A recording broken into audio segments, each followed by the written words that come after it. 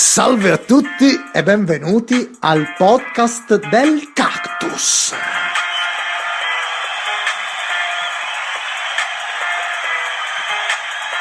Io sono Benny, ragazzi. Io sono Pita Bellach. E io sono il simpatico Dippi. Eccolo, lo sentite questo fischio? Quale sarebbe questo fischio, scusa? Non senti un fischio fortissimo? Assolutamente Sì. no. Allora, un secondo che... fai un'introduzione, Benny, che qua le tubature chiamano. Ti stanno a fischiare, Sonny. Bene. Allora, caro Problemi Sonny... tecnico-tattici. Esatto, caro Dippi e caro Sonny.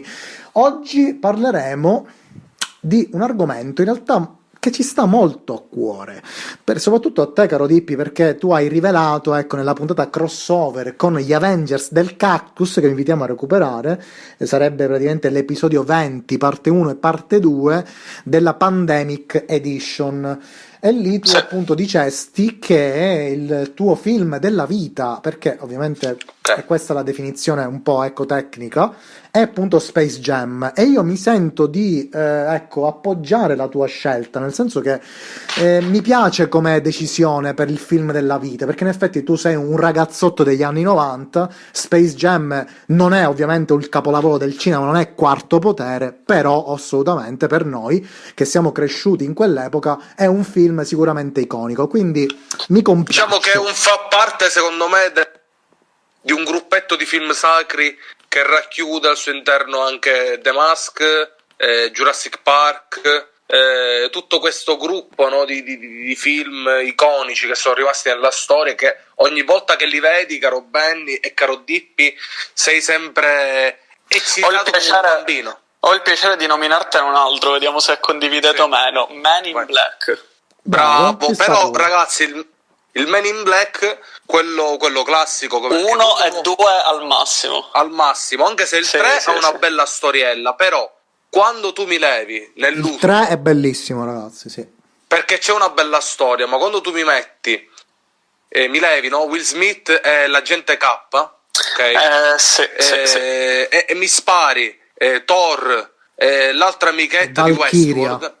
Sì. Allora io non l'ho visto, infatti non lo vedrò mai. Thor 4, vabbè, scusami, ovviamente Man in Black 4, che in realtà ha un sottotitolo, non è proprio chiamato 4, è un reboot vero e proprio ed è veramente una ciofeca. Quindi ragazzi, Una ciofeca, sì, è stato recensito veramente malissimo, nel senso che è stato recensito bene, ma con votazioni molto basse. Quindi ragazzi, è chiaro che lì i tempi ormai non erano più maturi per fare un sequel, ma non perdiamoci in chiacchiere, perché nonostante l'argomento principale siano gli anni 90, ci focalizziamo molto in particolare su Space Jam e su questo sequel. Sì, ma il Dippi stava dicendo una cosa, Benny. Cioè? Sì, no, stavo dicendo semplicemente che per un motivo o per un altro, dalla tecnica della realizzazione del film alla storia, a chi è appassionato meno alla pallacanestro e a Michael Jordan, diciamo che sono svariati i motivi per amare Space Jam.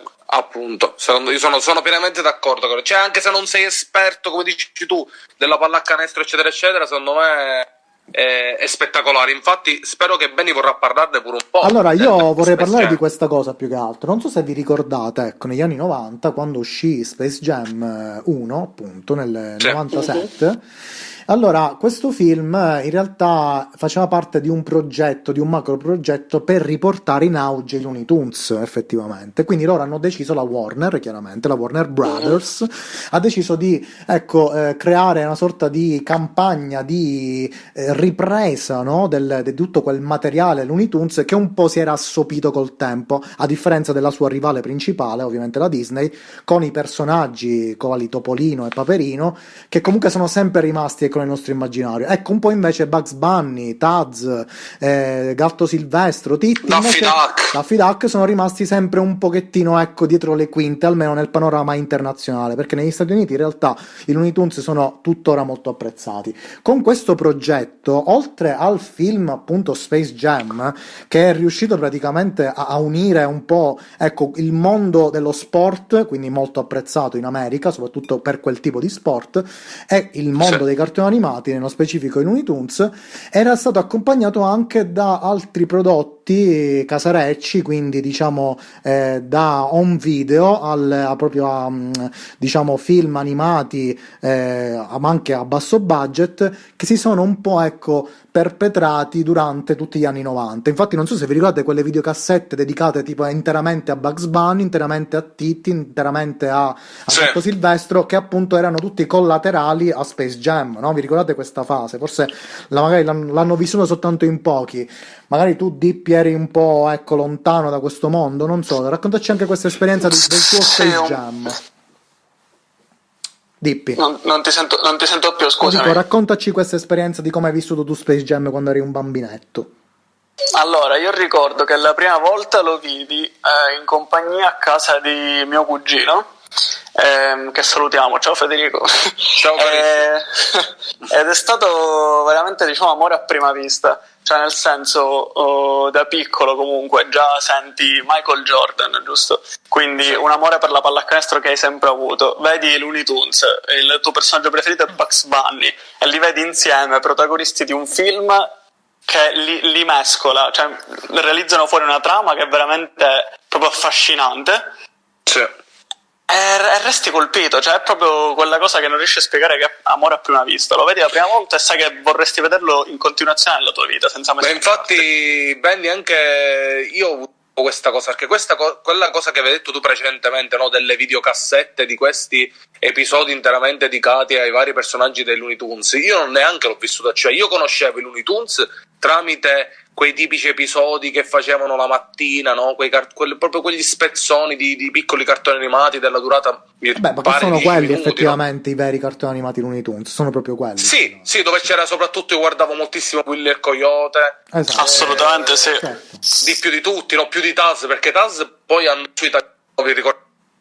Stai laggando leggermente, sigla, no? Sì, esatto, sì. Dico la tipica sigla, mentre sulla Rai trovavi più anni, trovavi appunto Gatto Silvestro. No, ma infatti negli anni 90 abbiamo vissuto questa fase, forse non me ne siete resi conto, ma tutto è nato da Space Jam, ragazzi, cioè anche prima c'erano, ok? Ma l'esplosione vera e propria è stata da Space Jam in poi.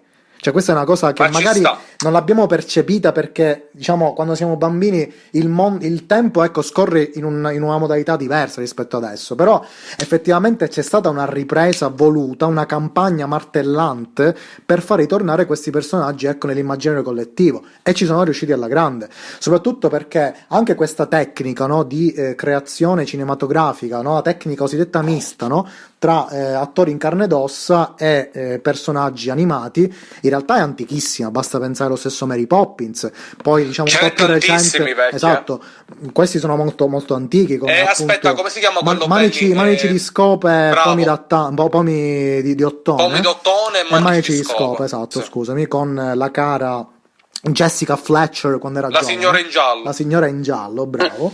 Però poi ebbero il successo vero con Robert Zemeckis, che sarebbe il regista di Ritorno al futuro e di Forrest Gump, che creò, secondo me, quello che è il capolavoro assoluto di questa tecnica, no? Che sarebbe chi ha incastrato Roger Rabbit.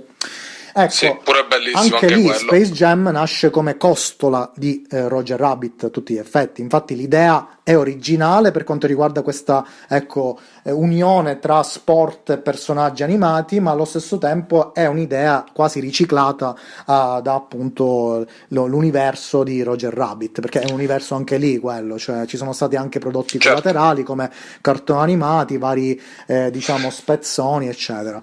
Ma io per esempio, io mi sono appassionato un po' all'pallacanestro, che era... Stai laggando leggermente, Sonny, sì. Lo sport che volevo fare da piccolo, poi non si è potuto mai realizzare per via della mia altezza, che non è mai esplosa, e quindi... la tua bassezza, ragazzi, quindi vuoi dire? La mia finta altezza la vorrei chiamare, ma... Dico, io lì mi sono appassionato un po' alla pallacanestro, mi ricordo che avevo di tutto, avevo giocattoli, puzzle, proprio avevo la palla, no? La piccola palla versione Space Jam, quindi secondo me è stato proprio una mossa di marketing che ha colpito tutto, non solo appunto il mondo dei cartoni animati, ma anche comunque l'avvicinamento a questo sport. Assolutamente ragazzi, sì, assolutamente. Vorrei dire, giusto per rendere la conversazione un po' più frivola, no? Sì. che purtroppo devo confessare che ho perso parecchie sfide dinanzi a un cestino con il mio amico Santino, ho fatto anche la rima. Io non ci credo che l'hai detto.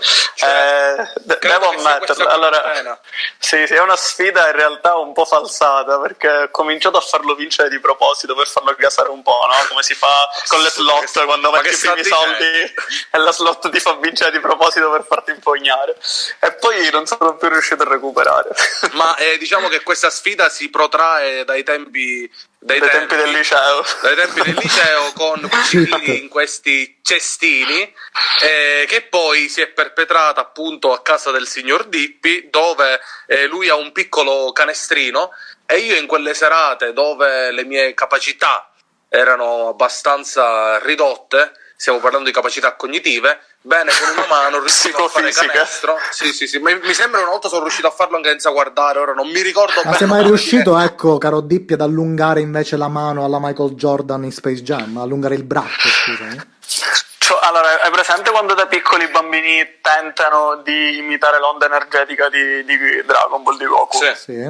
Chiaramente io ho sempre provato ad allungare il braccio in questo modo per riuscire a fare canestro, ma con evidenti scarsi risultati. Perché non ti trovavi appunto nel mondo dei Looney Tunes, chiaramente.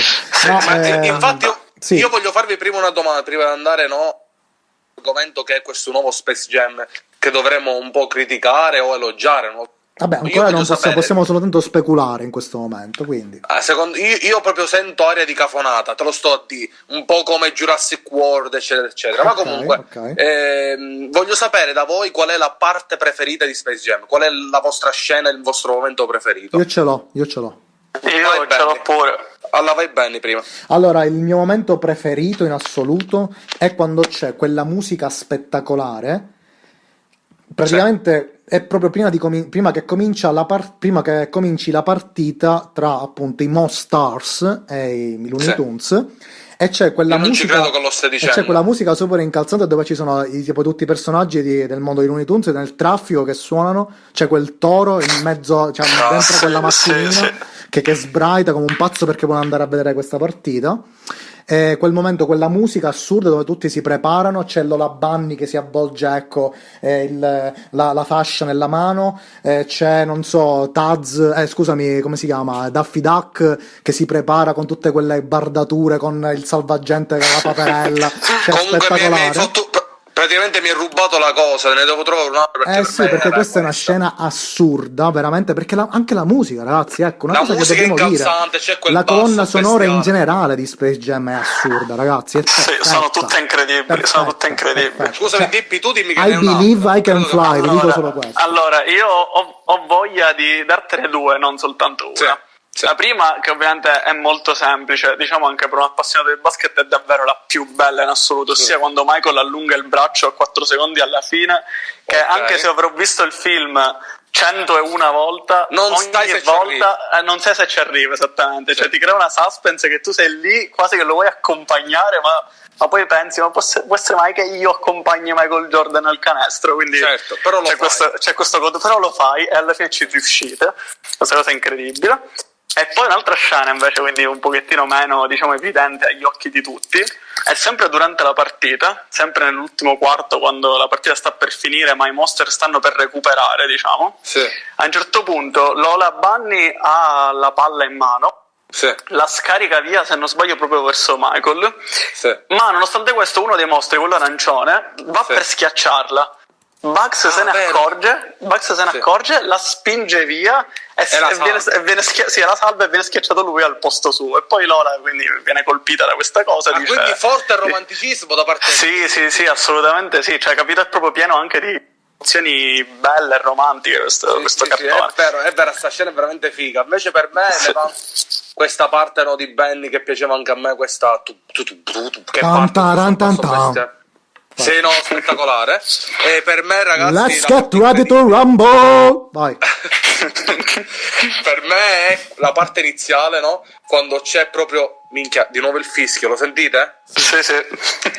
Tu lo senti, Benny? Mi fischiano le orecchie, sì. Praticamente, ragazzi, qua nella mia residenza in campagna, mio padre da poco ha aggiustato il bagno di giù, no? Proprio il cesso, l'utensile, e praticamente da quando l'ha aggiustato ogni mezz'oretta, un'oretta c'è questo fischio molto fastidioso che non capisco che cosa sia. Comunque, se non dà troppo fastidio continuo. No, vai tranquillo, non si sente tanto, vai. È la scena quando Michael, no, il padre dice Michael dai entra a casa, il piccolo Michael Jordan, proprio l'inizio, no? quindi Lui, sì. Subito lui si gira e nel frattempo che sta palleggiando ci sono quei flash di quando lui già è diventato un campione, no? Allora, quella in realtà è una delle mie parti che non preferisco in assoluto, cioè proprio la parte peggiore, perché non finisce mai. Cioè praticamente allora, in questa parte di... dimmi, dicevi? No, dico, in questa parte di qua, di questa scena che piace parecchio a Sonny, c'è una frase che caratterizza chi gioca a basket e che ti resta impressa, che Michael Jordan, quando il padre lo richiama dentro, dice faccio l'ultimo tiro, che è una frase che tutti sul parquet abbiamo sempre detto, finito l'allenamento, finito un 3 contro 3 con gli amici, finito una sessione di tiro che hai fatto da solo, prima di andartene dal campo chiunque dice sempre faccio l'ultimo tiro. No, è bella quella scena, bella, ma che cazzo no, è bella la scena, sì, quella, poi quello che viene dopo, dico, con tutta quella parte vabbè, ma se sei appassionato un minimo certo, se sei appassionato di basket totale, quello è il top in assoluto, cioè dove c'è scritta Michael Jordan di continuo, sì, bellissimo, bellissimo. Che lui mi sembra che lì era nei Chicago Bulls in quella fase della sua vita. Esattamente. Dov'è che era? Scusate se hai laggato leggermente. Dov'è che era? Chicago Bulls, nei Bulls, nei tori rossi di Chicago. Allora, volete sapere delle piccole chicche riguardanti appunto questo film del 97 e poi passiamo appunto a questo sequel? Allora, innanzitutto, non so se ci avete fatto caso, ma il doppiaggio del 97 è un po'... Scusami Benny, ti devo interrompere di nuovo, ma voi non avevate un'ansia bestiale quando venivano risucchiati dentro il buco della buca là di golf? Cioè a me quando veniva risucchiato mi veniva ansia, perché dico ma come fate ad entrarci? Per dire, non lo so, quando ero piccolo avevo stanzietta, ecco, questa scena mi metteva ansia. Ero più curioso che ansioso. Ok, no, io mi cagavo addosso, ecco, questa era una mia forse malattia mentale. Vai, comunque, bene, scusami, ma 97 o 96? 97 in Italia, 96 Stati Uniti. Ok, Stati Uniti. Okay. Allora, per quanto riguarda, infatti adesso esce il sequel uscirà 25 anni dopo, ok?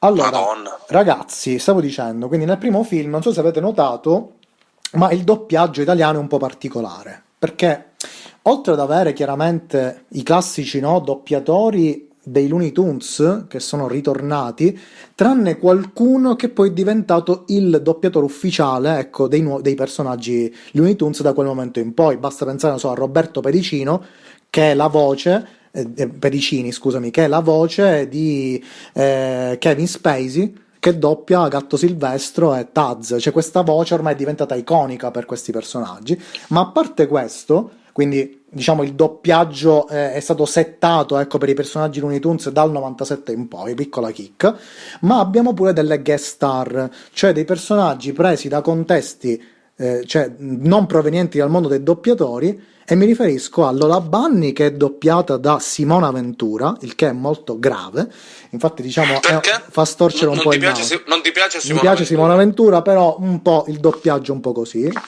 Okay. E poi una cosa particolare è che il cattivo... Quindi stai criticando Simona Ventura? No, lo sto criticando, che ognuno dovrebbe fare il suo lavoro, e quindi secondo me lei non è proprio il top a doppiare, ma stick, come diciamo sempre. Ma una cosa che non sanno in molti è che sapete chi doppia il ciccione capo degli alieni, dei Monstars? Io mi dissocio dalla parola ciccione, comunque. Tu lo sai, Bitti? Tu lo sai? No, non lo so. Tu lo sai, neanche io, perché queste cose dei doppiatori sono delle tue fisse. Tu lo sai, Sonny? Tu lo sai, Sonny? No, assolutamente no. Ragazzi, è Giampiero Galeazzi. Incredibile. Ah, ok, sì, ci sta, è uguale. È spettacolare. Sì, quindi è comunque, uguale. come vedi, quello che ho detto poc'anzi vale, ma non sempre, ci sono delle eccezioni, chiaramente, come in questo caso era perfetto, secondo me, il bisteccone Galeazzi. Ma comunque, ragazzi, poi altre piccole curiosità, appunto, come diciamo, la colonna sonora effettivamente è assurda. C'è in particolare una host, diciamo una canzone che però non sono mai riuscito a ritrovare in versione strumentale, che è quella appunto colonna sonora che viene messa durante la parte in cui ci sono gli atleti, appunto diciamo giocatori di basket che sono stati sottratti del loro diciamo talento, no? Quando cercano di curarsi, no? Vanno dallo psicologo, c'è tutta quella fase lì e c'è quella canzone stupenda che si chiama Basketball Jones.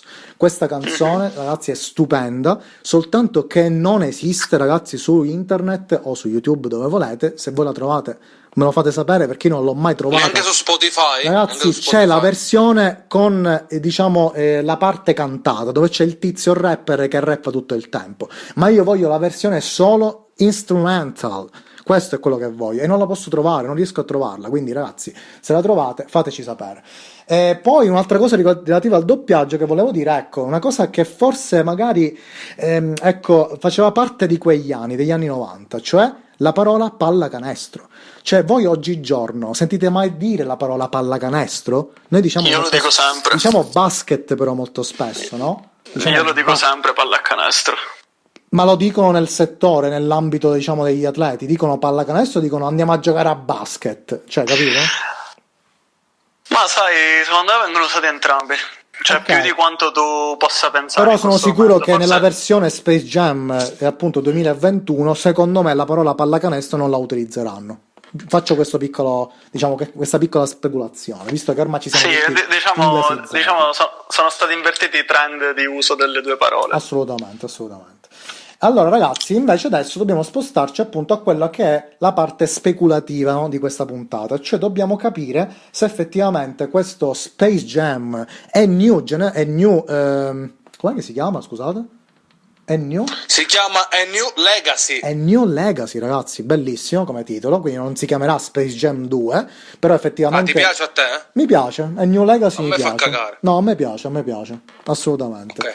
Ovviamente non sappiamo come verrà chiamato in italiano, ma chi lo sa, a volte viene mantenuto il titolo originale, a volte mettono semplicemente un 2, non sapremo esattamente, cioè Ok. non lo possiamo sapere adesso, ecco. Ma la cosa particolare, qui voglio che ce lo racconti tu, caro Dippi, è com'è stata appunto questa notizia, come è uscita, no?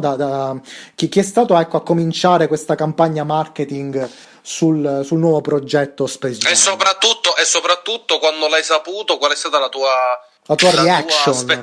la tua reaction, che secondo me è un po' come la mia. Vedrai. Allora, diciamo che era già da un po' di anni che si aveva qualche notizia al riguardo. Inizialmente sembravano notizie fake, non è vero, invece dopo un po' di tempo, quindi adesso recentemente è trapelata l'ufficialità, mettiamola così. La mia reazione è stata di parecchio entusiasmo, cioè nel senso, io già ora non vedo l'ora. Ho paura ad avere tutte queste aspettative, ma allo E che stesso cosa, tempo... cosa hai visto per prima cosa? Cioè, qual è stato, ecco, l'incipit? Come sei venuto a conoscenza, ecco, di questa notizia? Allora, la prima cosa che ho visto, se non erro, è stato il post di LeBron che ha pubblicato su Esatto, Instagram. bravissimo. E poi successivamente E non ci vuoi ricordo se raccontare sono di stato- questo post, tra l'altro? Allora, il post è un video, come se fosse un... come si chiama quei video? Un boomerang? Dove c'è LeBron che ha in testa un berretto, un cappellino con la visiera nero, con il logo con scritto Space Jam... È New Legacy. Esattamente. E basta, poi non dice niente lui nel post, se non vado errato. No, Comunque certo, poi da certo, lì... è soltanto questo, è un, diciamo, un teaser, possiamo dire. Esattamente, e poi da lì insomma ci siamo scambiati le notizie sui gruppi di amici, e io sono subito stato molto entusiasta, cioè adesso sto fremendo dalla voglia di vederlo. E quindi a questo punto, Dippi, secondo te LeBron James potrebbe essere, ecco, il vero erede di Michael Jordan, almeno dal punto di vista semplicemente cinematografico, no? Ci può stare? Non ho sentito dal punto di vista? Cinematografico, cioè, perché a livello sportivo non entriamo nel merito, perché chiaramente, cioè, però... Allora, per aprire e chiudere la parentesi, a livello sportivo ti rispondo chi se non lui, Ok, mettiamola certo. così. ok. A livello cinematografico non ti so dire, cioè diciamo che... Non ha fatto altri lavori, dicevo bene, LeBron James, ma come anche Michael. Sì, cioè, nel senso non può che essere una piacevole sorpresa, quindi lo scopriremo. Io e Dippi invece vi dirò, ragazzi, che ho paura. Cioè, io più che essere un po' eccitato, ma sapete perché sono cacato addosso? Perché ultimamente tutti i sequel di quelli che sono i film storici, ragazzi, vi ricordo il sequel di The Mask, che fa schifo, è troppo grave. Quando c'è quel bambinetto, no, che gli nasce il figlio che è tutto demoniaco e quindi si trasforma senza avere la maschera, con quell'attore troppo ridicolo. Diciamo che senza avere spoiler, diciamo, senza avere notizie sulla trama, in un film quello che può sfasciarlo, per dirlo proprio in maniera grezza, sono parecchie cose. Però se io so che un sequel dove a Michael Jordan viene sostituito LeBron James e poi ci sono anche i Looney Tunes, secondo me da questa unione può nascere qualcosa di bello. Però lo sai Dippi, quale sarà il problema? Non sarà, secondo me, questa correlazione, che paradossalmente potrebbe andare bene, anche se l'effetto novità, l'effetto sorpresa che aveva avuto Space Jam in questa cosa si va a perdere, perché sarebbe bene o male quella cosa, quindi dovrebbero trovare un qualche escamotage nella storia per renderla particolare, pur sapendo bene o male di cosa si tratta, perché la bellezza di Space Jam è legata anche proprio alla novità, no, della storia, di tutto, e mentre qua dovresti trovare una... Hai detto bene, Sonny. Infatti, diciamo che la novità qui potrebbe essere quella notizia che per ora sta girando tantissimo, ed è una notizia liccata, chiaramente. Spieghiamo cosa significa ai nostri ascoltatori che magari non conoscono questa terminologia, no? Leaked, no? Significa appunto rubata, in modo diciamo letterale. Sì. Cioè praticamente tutto ciò che non è rilasciato ufficialmente dalle major, dalle diciamo appunto le agenzie di distribuzione, diciamo le distribuzioni ecco ufficiali con trailer e tutto, e notizie ufficiali, loghi ufficiali, tutto ciò è leaked, cioè significa che è stato magari estrapolato in contesti in cui non doveva essere appunto pubblicato. Per esempio pubblicano ecco il trailer di Space Jam durante ecco una conferenza stampa a porte chiuse, qualcuno fa il video col telefono e lo mette in rete. Ecco, in quel caso si parla di leaked, perché non è la Warner Bros. Che vuole pubblicare ecco il trailer, ma è qualcuno che sotto banco fa questa magagna, insomma. E allora in questi giorni sì, vabbè, chiaramente, infatti molto spesso le società di distribuzione fanno causa a questi soggetti se li scoprono per aver spoilerato, per aver anticipato cose in tempi che non erano richiesti, soprattutto, no? Certo. E allora è stato liccato in questi giorni una clip che mostrava appunto dei dietro le quinte della lavorazione di Space Jam, presentando però, oltre a diciamo LeBron James che si vede proprio nella scena, e immaginiamo anche la presenza, ecco, la comparsata dei personaggi Looney Tunes, quindi Bugs Bunny e company, anche qualche altro personaggio proveniente dall'universo Warner Bros. Perché ricordiamo che la Warner... Benny, scusami, sì. Infatti questo volevo dire, ragazzi, quello che possibilmente vi farà incazzare sarà questo di cui stai per parlare. Ok, diciamolo perché magari i nostri ascoltatori non lo sanno. Allora, diciamo questa cosa. Quindi, cosa si è visto in questo video liccato?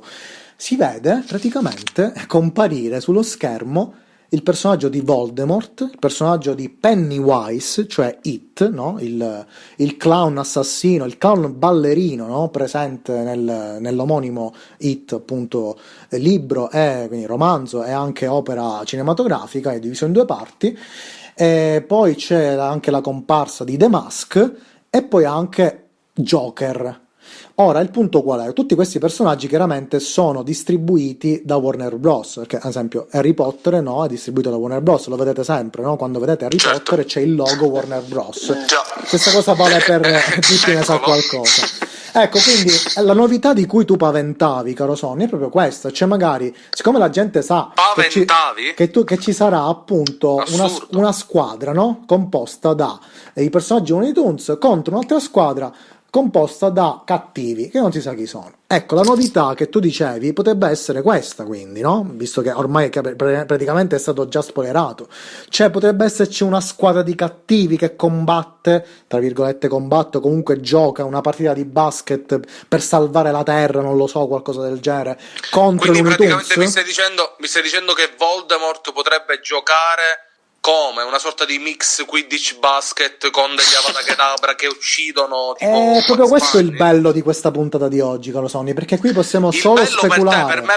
Per per me la shit sta No, cosa ma no, sarà, possiamo perché solo sarà una speculare, distruzione. perché ad esempio io penso invece che non ci sia una squadra composta dai villain della Warner, ma io credo invece che, nonostante diciamo quelli che compaiono qui sono tutti potenzialmente cattivi, perché anche The Mask, volendo, è un po' birbantello, nonostante sia il protagonista del suo film, no? Sì, ma non è un cattivo. Non è proprio un cattivo, però insomma il suo modus operandi è molto discutibile, quindi diciamo lo possiamo classificare, ecco, un po' borderline, un po' come Venom, possiamo dire, no? Il nuovo Potrebbe Venom. fare l'arbitro.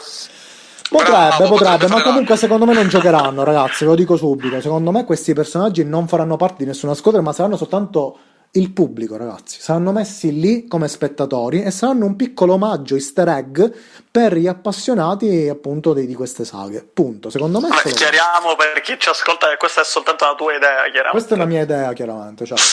Perché tu cosa pensi, Pippi? Non ho capito. Non lo so, io non ho nemmeno voluto vedere la scena che è trapelata perché voglio che sia tutta una sorpresa. Anche se Vabbè, diciamo però che fai qualche l'uscita- speculazione ora, no? Ma non riesco ad immaginarmi Voldemort su un campo da basket. Neanche io, per questo ti dico. Soprattutto sarà vestito con la tunica nera, quella stracciata sua, o avrà i calzoncini e la canottiera? No, avrà calzoncini e canottiera, chiaramente. Ragazzi, Ecco, troppo assolutamente grave. no, secondo me no. Secondo me saranno Ma scusa, dei piccoli cameo. E ti dirò di più, avrà anche la fascia sulla fronte. Grave. Con scritto Avada Kedavra. Bravo. Sì. Ciao Harry. Sì, ciao R, sì. Ma scusami Benny, quindi potrebbe non lo so. Comunque io immagino tutti questi che facciano parte della squadra delle ragazze pompon a bordo campo. Ma no, bravo, sai questo perché ti sarebbe dico di bello. no? Sai perché ti dico di no? Perché secondo me la No. gente poi si incazzerebbe se vedesse una cosa del genere. Cioè, Tipo vedere- perché il fan sempre di Harry Voldemort Potter, presente. magari, il fan di Harry Potter vuole vedere Voldemort mantenuto nella sua indole, Nella sua quindi potenza. magari ecco, se proprio non lo vuoi esporre troppo, e secondo me non gli conviene farlo, devono mantenerli ecco come background, cioè magari nel Quindi tifo tu fanno dici- un'inquadratura, no, del tifo. E c'è Sì. Voldemort che fa il tifo, ma fine. Solamente questo, ragazzi. Non penso che sia un personaggio che abbia anche una linea di dialogo. Secondo me proprio non parleranno. Perché un'altra cosa c'è da dire, ragazzi. Una cosa chiaramente che sto dicendo io, ma che probabilmente potrebbe corrispondere a verità. Ma parliamo sempre di speculazioni. Cioè, secondo voi utilizzeranno delle comparse dei sosia per interpretare questi personaggi? Quindi prima opzione. Seconda opzione, li ricostruiranno tutti in computer grafica, quindi facendo un effetto finto, fake, oppure utilizzeranno gli stessi attori originali, quindi andando a prendere Ralph Fiennes che interpreta Voldemort, credo che sia impossibile, andando a prendere O o Jim Carrey per fare The Mask, ragazzi? Secondo me no, ragazzi, secondo me no. Quindi ve lo dico. Non lo so, non riesco a immaginarmi le opzioni, cioè quale delle tre opzioni potesse essere possibile. Io vi Ragazzi, dico che saranno nel io background. Io vi dico, spero che non usciranno invece, se non veramente come cose super velate, super celate. ma che non mi fanno Esatto. Un po' spuntare secondo lì che me come interessissimo. avviene. Allora, guardate, ragazzi, in realtà la Warner non è proprio nuova a queste modalità. Perché basta vedere, ad esempio, altri prodotti di intrattenimento, sempre filmici. Mi riferisco alla saga di The Lego Movie e The Lego Batman, no? Che sono tutti chiaramente prodotti distribuiti dalla Warner. Anche lì, chiaramente parliamo di un prodotto animato, comunque con una tecnica in stop motion o qualcosa del genere, insomma, e lì chiaramente con la Sì, fantasia tipo puoi stop fare motion. quello che vuoi con la fantasia, chiaramente. Quindi, infatti in scusatemi, quei ma- contesti, scusami Sony, c'hai Batman che si interfaccia con Gandalf, capito? Cioè, lì lo puoi fare, però per farti capire che comunque la Warner questa idea, secondo me, c'era nel cassetto da tanto tempo, quella di fare appunto un prodotto filmico con attori in carne ed ossa, utilizzando anche, ecco appunto, un po' la modalità alla Kingdom Hearts, no? Quindi crossover con personaggi improbabili che si scontrano o che si interfacciano tra di loro. Non lo so, ragazzi. Ma comunque, non lo so, bene, spero veramente che li usino, che se li devono usare, che li utilizzino col contagocce, perché sennò la Bravo. cosa diventa, Sì. diventa brutta. Ma invece per quanto riguarda, secondo voi, l'utilizzo della parte animata, sarà computer grafica o disegnato? Cioè, Allora, proprio io voglio com'era? fare una premessa, caro Sonny, perché se ti ricordi, nello Space Jam originale diciamo che anche lì diciamo, l'utilizzo del cartone animato che diciamo andava a inserirsi nel film, secondo me era fatto molto bene, cioè era un amalgam spettacolare, perché il disegno comunque, se ci fate caso, se andate a rivedere il film, è con delle ombreggiature, con un self-shading particolare, che permette, ecco, una sorta di bilanciamento perfetto tra un personaggio che effettivamente è un cartone animato e un attore in carne ed ossa, cioè comunque Bugs Bunny, ragazzi, sembrava tangibile nonostante fosse un cartone, capito? Sì, assolutamente sì. Ecco, quindi secondo me Michael Jordan arriva per la prima volta nel mondo dei Looney Tunes, Daffy Duck lo bacia, cioè è proprio palpabile la cosa che sta accadendo. Esatto, sì, è bellissimo, quando è tutto sbavante, tutto quindi ragazzi, secondo me dovrebbero mantenere questo stile così. Ma anche... sarà fatto in computer grafico. Appunto, bravo. Però c'è da dire anche un'altra cosa, che come è avvenuto negli anni 90, nel 97, come vi dicevo poc'anzi, no? Con tutta questa sorta di rinascita dei Looney Tunes, presentando questa sorta di pacchetto con videocassette, gadget, merchandising, tutto quello che volete, ecco, sicuramente nel 2021, anzi già l'hanno annunciato, ci sarà appunto anche una rinascita dei Looney Tunes in tal senso, e infatti hanno già cominciato a presentare degli script, dei design dei personaggi Looney Tunes che dovranno riprendere chiaramente i loro ruoli nella nuove serie di cartoni animati. Ora il punto qual è? Che questi bozzetti sono comunque animati e non in computer grafica, sono animati con la tecnica tradizionale, diciamo, disegno, non computer grafica. Quindi se vogliono dare coerenza al tutto e non dare l'effetto tipo cosa diversa, secondo me dovrebbero appunto mantenere il disegno fatto con la tecnica tradizionale. Però secondo me la computer grafica ti permette di lavorare. Cioè, stai laggando leggermente, dicevi, scusa? Secondo me non si vanno a imbarcare nel disegno tradizionale, perché la computer grafica è troppo più comoda. È più comoda. Quindi questa cosa secondo me... Però mi farebbe schifo, ragazzi, lo dico tranquillamente, perché questi personaggi, come anche un po' l'effetto Casa di Topolino, non so se sapete, ma esiste un programma stile, diciamo, impariamo a colorare alla Dora l'esploratrice, che è la Casa di Topolino, cioè è un programma che è destinato a un pubblico di infanti, di bambini, in cui ci sono personaggi Disney, quindi Topolino, Paperino e dicendo Pippo. infami. No, allora questo programma praticamente, ok, che è destinato a un pubblico di bambini, chiaro, però i personaggi Disney là sono raffigurati con appunto questa tecnica in computer grafica.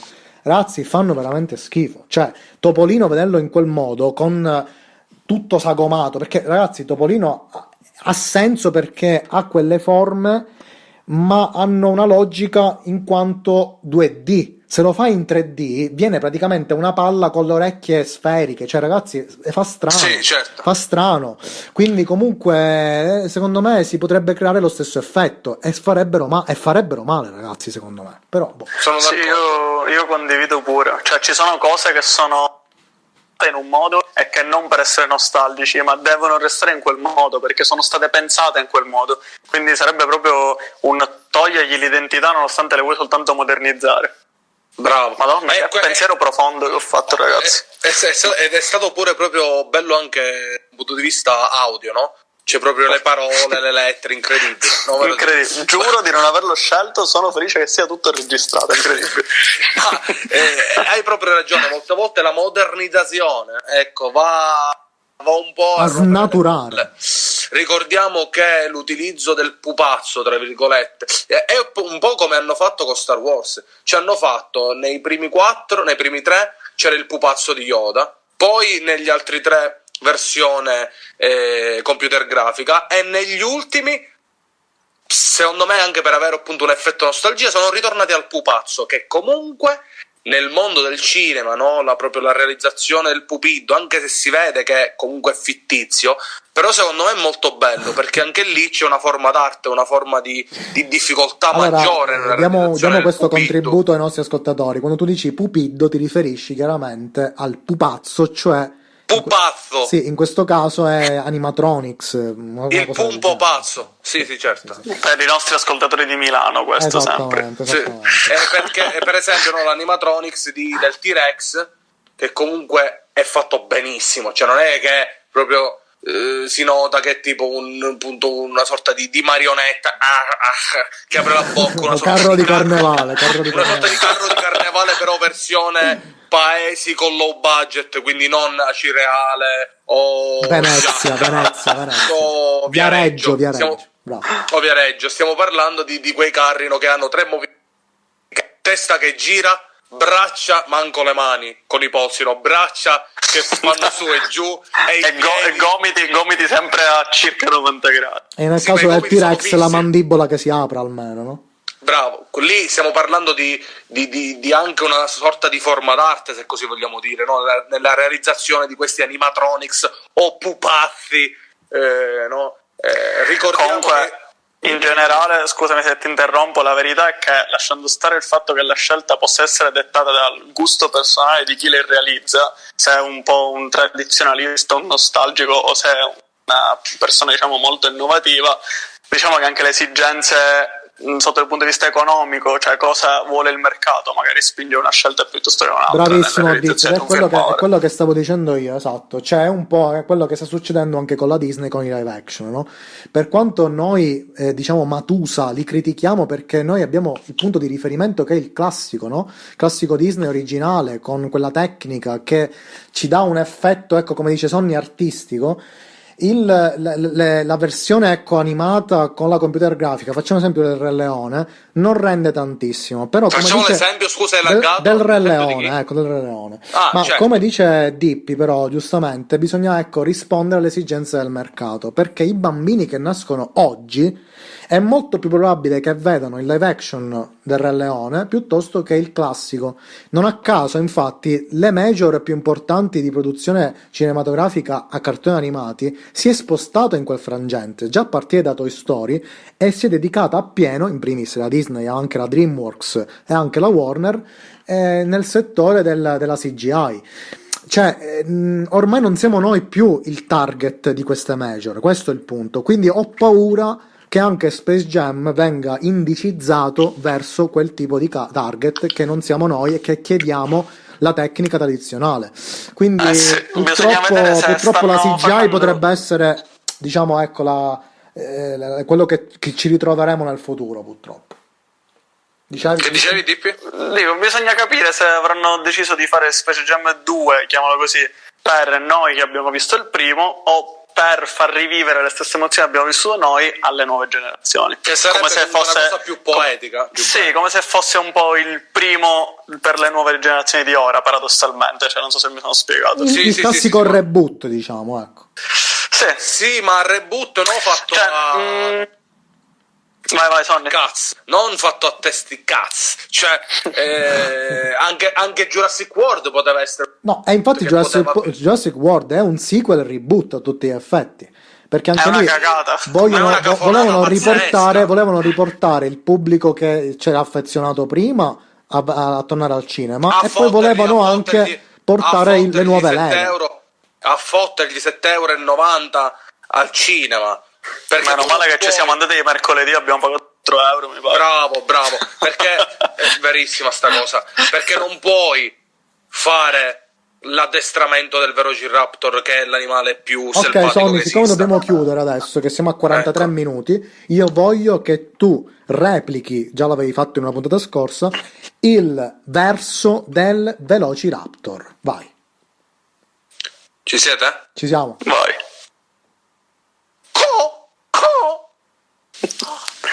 Uguale, complimenti.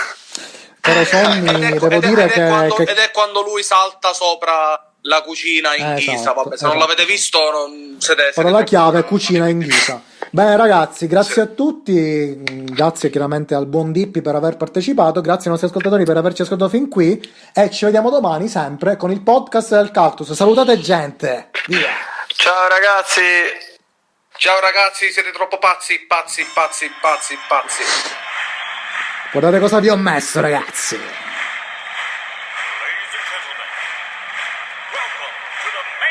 Attenzione per il copyright, band. Tranquillo.